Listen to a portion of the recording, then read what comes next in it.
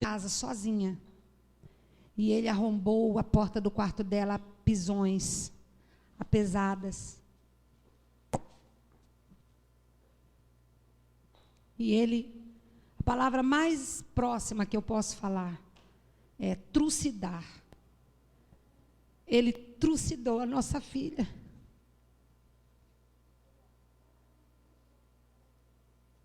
Eu estava a tarde toda com meu coração ansioso, desde a hora que ele ligou, meu coração ficou pesado e eu comecei a ligar para ela. E o telefone dela não atendia, dava fora de área, e eu ainda fiquei assim, poxa, Lília, nunca deixa o telefone fora de área, o meu coração angustiado, eu comecei a apressar o meu marido, vamos para casa, eu quero chegar em casa. E nós decidimos não levá-las para casa, nós decidimos ir direto para a casa dela. E eu tentando ligar para avisar para ela que não era para ela passar na nossa casa, porque nós estávamos indo no apartamento. Eu disse para ele, nós precisamos ir no apartamento, porque se a Lília estiver lá, eu quero entrar, conversar mais com ela, orar mais com ela. Amados, eu quero dizer uma coisa para você. Todas as oportunidades que você tiver de abraçar os seus filhos, abrace. Eu fico muito feliz, porque naquela tarde eu abracei a minha filha, eu fiz cafuné nela. Eu preparei um bom almoço para ela. Eu não sabia que ia ser a última vez. Quando você tiver que amar alguém, ame agora. Valorize as pessoas agora. Porque quando eu cheguei no apartamento, nós não vimos o carro dela, então eu pensei, ela já foi para a academia. E aí a babá disse para a gente, não precisa vocês entrarem, eu levo as crianças. E nós estávamos com o nosso netinho que não anda dentro do carro. E aí a gente voltou, deixou a babá no prédio. E ela subiu com as crianças. Quando nós já estávamos a caminho de casa, o telefone tocou, amados.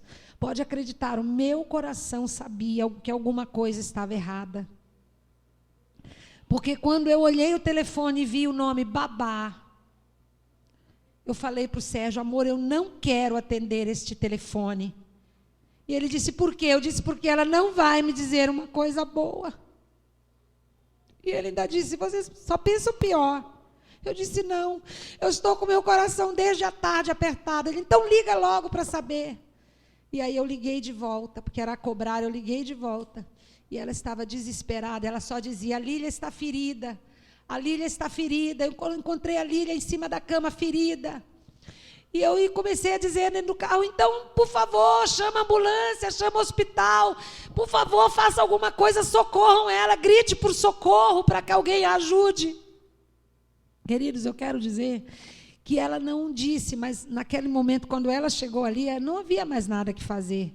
Ele só deixou ela quando ele matou ela, quando ele teve certeza que ela estava morta. Não tinha mais nada que ninguém pudesse fazer pela minha filha. Eu quero falar só para vocês que quando nós conseguimos voltar e chegar no lugar, eu não sei como, amados, porque essas coisas correm tão rápido. Antes de nós chegarmos lá, já tinham os 2 superintendentes que estavam lá, que foram avisados, que moravam mais perto. E a primeira pessoa que eu liguei foi para o ex-marido dela, porque eles eram amigos, cuidam dos seus filhos juntos. Então eu liguei porque ele morava perto do apartamento, e eu liguei, Júnior, vai lá, a Lília está ferida. O Fábio feriu a minha filha, corre lá para levar socorro. E quando eu cheguei no prédio, já haviam algumas pessoas lá. E a primeira coisa que eu vi foi o IML, a ambulância do IML. Amados, eu quero falar uma coisa para vocês. Não tem nada no mundo que nos prepare para isso. Se alguém aqui já perdeu um filho, sabe do que eu estou falando. E perder dessa maneira ainda é muito pior. Não existe nenhuma perda que seja boa, mas perder de uma forma tão brutal e tão violenta, não tem nada que explique uma situação dessa. A violência, o desrespeito à vida humana. E, amados, na hora que eu cheguei naquele prédio, que eu vi aquelas pessoas reunidas, eu vi o meu genro descendo e ele fez só assim, ó. Quando ele fez esse gesto para mim, eu olhei para uma coluna que estava na minha frente. E eu vou dizer uma coisa para vocês. Não há nem nessa fração de segundos nenhum pensamento em nós, a não ser querer sentir uma dor que supere a dor que nós estamos sentindo. E a primeira coisa que eu pensei foi correr para aquela coluna e quebrar a minha cabeça. Eu não queria que ninguém me tocasse. Eu olhei para aquela coluna e eu comecei a caminhar em direção daquela coluna. E naquele percurso de 20 metros aproximadamente, eu lembrei de uma vez que eu ministrei para o pastor Braulio Guzmão. Ele sofreu um acidente de carro, ele estava dirigindo o carro dele, e ele entrou, tinha havido uma inversão de rua, e ele não prestou atenção, ele não sabia que a rua tinha mudado de sentido, ele era novo na cidade, tinha voltado há pouco tempo e não sabia, e ele entrou num cruzamento contramão, e ele se chocou com outro carro, e o carro dele rodou, e a porta do carro dele abriu, e o Mateus, o filho dele de 17 anos de idade, caiu do carro, e a roda do carro dele passou em cima do filho dele. E Sérgio e eu estávamos por ali por perto, e nós vimos aquele aglomerado de gente, nós paramos, nós não sabíamos nem quem era que estava ali, mas o Espírito de Deus nos levou para ali. Eu sei que foi Deus que nos levou ali, porque eu não sei o que o Braulio teria feito, porque quando nós chegamos naquele asfalto e vimos aquele corpo que nós nem sabíamos que era o Mateus, estirado no asfalto, e estava chovendo, e a chuva molhando aquele rapaz, e eu perguntei o que aconteceu, e alguém disse, ele é filho de um pastor. E eu disse, quem é o pastor? Cadê o pastor? E alguém disse, aquela mulher daquela casa levou ele, porque ele estava desesperado. Nós chegamos e entramos na casa daquela mulher, e quem que nós vimos lá? O nosso amigo, colega de trabalho, o pastor Braulio Guzmão, desesperado. Ele batia a cabeça dele na parede, e a testa dele estava sangrando, e ele dizia, eu quero morrer agora.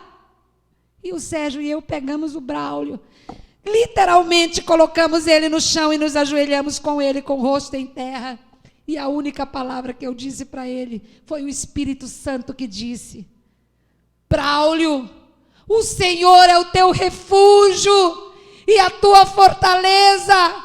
Ele é o socorro bem presente na tua angústia. Queridos, eu quero te dizer que foi essa palavra que eu me lembrei naquela hora. E quando eu estava com vontade de quebrar a minha cabeça também, o Espírito de Deus veio no meu coração e disse, Eurides, eu sou o teu refúgio e a tua fortaleza, o socorro bem presente na tua angústia. Irmãos, você pode acreditar, o Espírito de Deus testifica com o meu espírito. Eu parei naquela hora. Eu respirei bem fundo. Eu respirei bem fundo, eu senti um fôlego de Deus dentro do meu coração. E aí começou a chegar gente, e rapidamente chegaram pastores, chegaram colegas de ministério, um vai falando para o outro, e as pessoas começaram a vir. E alguns superintendentes, amigos nossos, estavam ali. Eles não diziam nada, ninguém sabia o que nos dizer, nessas horas não tem palavras. Todos olhavam para nós, para saber o que nós íamos dizer. Então, naquele momento, eu quero dizer que eu tomei uma decisão naquele momento. Naquele momento eu tomei uma decisão. É agora ou nunca. Ou eu quebro, ou eu me firmo para sempre. E então eu olhei para todas as pessoas e disse, eu quero declarar agora, eu disse isso em lágrimas, eu não quero chorar agora. Mas não quero. Eu quero que você preste bem atenção.